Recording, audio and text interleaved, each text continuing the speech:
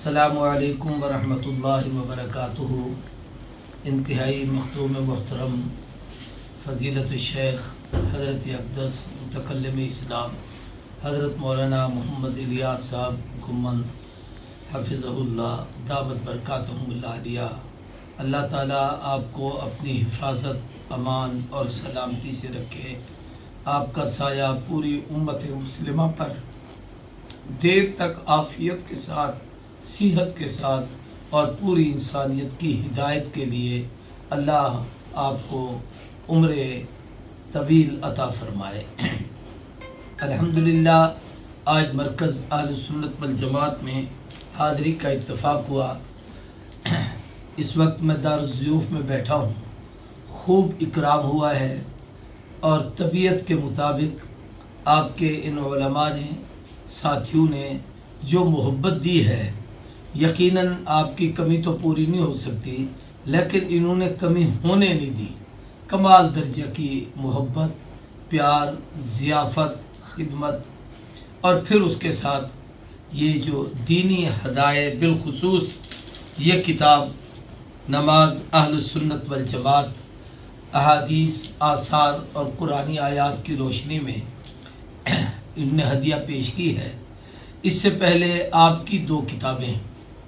سیرت سیدنا فاروق اعظم رضی اللہ تعالیٰ عنہ، اس میں حیات و خدمات، اعتراضات اور جوابات، ایسے ہی سیدنا حسین ابن علی رضی اللہ تعالیٰ عنہ،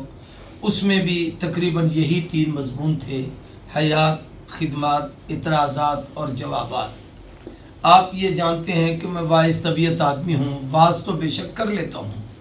کتابیں بھی کھنگالتا اور پڑھتا، طبیعت ہے اس عمر میں بھی باوجود بیماری اور اس نقاہت کے دیکھنے کی عادت ہے۔ لیکن جب آپ کی یہ دونوں کتابیں آئیں تو اس کتاب کے ایک ایک صفحے کو، ایک ایک سطر کو میں نے بڑے ذوق سے پڑھا، اور بالخصوص اس کا وہ آخری حصہ جس میں سیدنا فاروق اعظم اور سیدنا حسین ابن علی رضی اللہ تعالی عنہما، ان دونوں بزرگوں پر جو ملحدین، مستشرقین اور بالخصوص خوارج اور نواصب کے اعتراضات، اور پھر اس پر جو آپ نے جس شرح و بسط سے خوبصورت طریقے سے جوابات دیے ہیں، ان کو پڑھا، دل کو بڑی تسلی ہوئی کہ آپ نے ایک بڑی نفع بخش اور ایک بڑی جامع قسم کی کتاب تحریر فرما دی ہے۔ اللہ اس کو عام، اس کے فائدے کو عام اور تام کرے اور پوری امت مسلمہ کی ہدایت کا ذریعہ بنائے۔ یہ بھی یاد رہے کہ میں نے اس وقت یہ سیرت حسین کے عنوانات چل رہے تھے، تو میں نے آخری جمعہ جو پڑھایا، اور اس جمعے سیرت حسین کا آخری تکملہ تھا، تو اس میں آپ کی اس کتاب پر میں نے خوبصورت اور مفصل تبصرہ کیا، لیکن میں اس میں کمزوری سمجھتا ہوں کہ میرے ساتھی